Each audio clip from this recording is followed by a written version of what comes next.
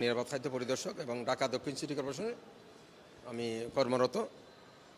এখন আমার উপর অর্পিত দায়িত্ব যথাযথ পালনকালে আমরা দেখি বাজারে বর্তমানে যে ইলেকট্রোলাইট ড্রিঙ্কস প্রায় 5টা প্রতিষ্ঠানে ইলেকট্রোলাইট ড্রিঙ্কগুলো আমরা দেখতে পাই কোনো অনুমোদন নাই এবং কোনো অনুমোদনবিহীন। এবং এই বিষয়ে আমি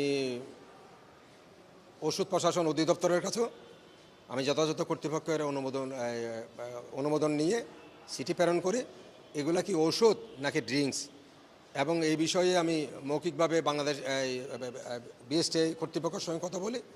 তখন উভয় কোনো কর্তৃপক্ষের এখানে অনুমোদন নেই এই ইলেকট্রোলাইট ড্রিঙ্কগুলোতে। তো এই ধরনের আপনার যেমন আজকে 5টা ইলেকট্রোলাইট ড্রিঙ্কস তাদের যে অভিব্যক্তি এখানে প্রকাশ করা হয়েছে এগুলা সবগুলাই যেন ওষুধ। যেমন আপনাদেরকে আমি একটু বিষয়গুলো যে 5টা ইলেকট্রোলাইট ড্রিঙ্কসের অভিব্যক্তিগুলো তাদের আমি বলি।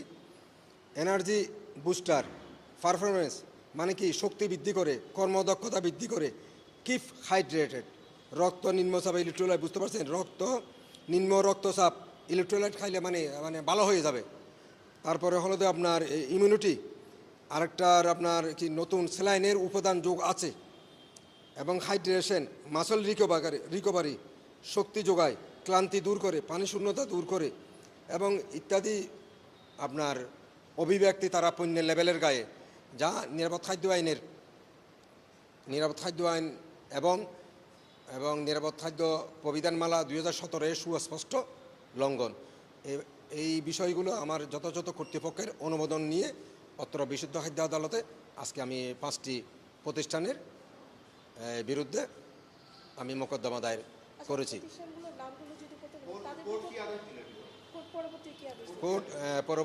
কোর্ট তাদের বিরুদ্ধে কোর্ট আমলে নিয়ে কোর্ট গ্রেপ্তারি পরোয়ানা যথাযথ সংশ্লিষ্ট যাদের বিরুদ্ধে মামলা দায়ের করা হয়েছে তাদেরকে গ্রেপ্তারি পরোয়ানা জারি করেছে। কোম্পানিগুলোর নাম হলো তো একটা আপনার হলো যে এসএমসি, এবং এসএমসির সাথে আছে তারপরে আপনার এই একমি, তারপরে আছে আপনার এই turbo electrolyte drinks, research electrolyte drinks, ব্রোবানা এবং অ্যাক্টিভ প্লাস, এই সমস্ত কোম্পানির বিরুদ্ধে মোকদ্দমা দায়ের করা হয়েছে।